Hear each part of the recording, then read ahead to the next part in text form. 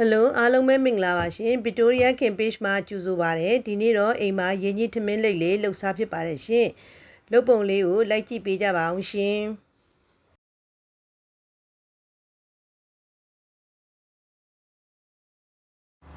ဒါကတော့ကြက်သားကြော်ဖို့အတွက်ကြက်သားတွေကိုနှုတ်နှုတ်ဆင်းနေတာပါရှင်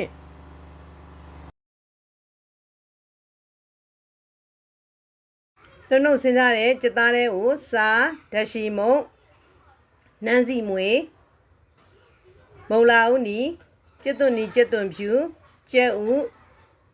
ကော်မုံတွေကိုထည့်ပြီးတော့အရသာလေးရှိသွားအောင်တိတ်ချလေးနေလိုက်ပါမယ်ရှင်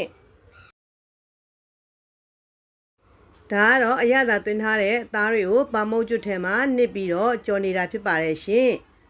ရင်းကြီးထမင်းလိပ်ထဲမှာထည့်စားမလို့ပါရှင်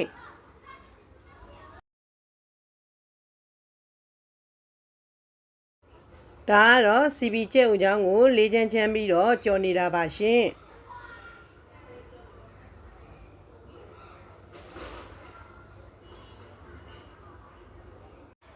ဒါကတော့ရင်းကြီးထမင်းလိပ်ထဲမှာထည့်ဖို့အတွက်ကျဲဥကိုစားဓာတ်ရှိချုံမုံတကြားနဲ့ငယ်ထည့်ပြီးတော့ကြော်နေတာဖြစ်ပါတယ်ရှင်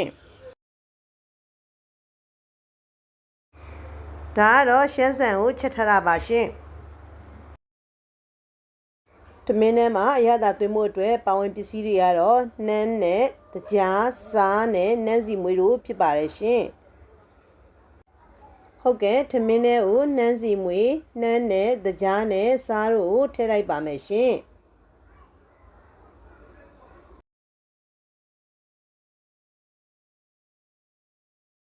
ဒါကတော့ပါဝင်ပစ္စည်းတွေအကုန်လုံးထည့်ပြီးတော့ထမင်းကိုသေချာလေးနေထားတာပါရှင်ဒါကတော့ရင်းကြီးထမင်းလိပ်ဖို့အတွက်ပါဝင်ပစ္စည်းလေးတွေဖြစ်ပါတယ်ရှင်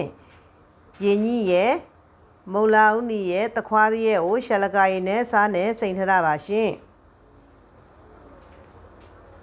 ဒါကတော့ခုနကကြော်ထားတဲ့ကြက်သားတွေဖြစ်ပါတယ်ရှင်ဒါကတော့ကြက်ဥချောင်းကြော်ပါဒါကတော့ရင်းကြီးရွက်ပေါ်ကိုအရသာနေထားတဲ့ထမင်းလေးခင်းလိုက်ပါမယ်ရှင်ပြီးရင်မုံလာဦးနီတခွားသည်ကျဲဥချောင်းနဲ့ကြက်သားချောင်းတို့ကိုထည့်လိုက်ပါမယ်ပြီးရင်ဆလတ်ရွက်ကလေးကိုထည့်ပြီးတော့လိပ်ပါမယ်ရှင်ဒါကတော့ပါဝင်ပစ္စည်းတွေကိုထည့်ပြီးတော့ရင်းကြီးထမင်းလိပ်ညာပါရှင်လိပ်လို့ပြီးသွားပါပြီဒါကတော့လိပ်ထားတဲ့ရင်းကြီးထမင်းလိပ်လေးတွေပါရှင်ဟုတ်ကဲ့ဒါကတော့ရင်းကြီးထမင်းလိပ်ကိုလှီးထားပြီးတော့မယောနီစ်တွေထည့်ထားတာပါရှင်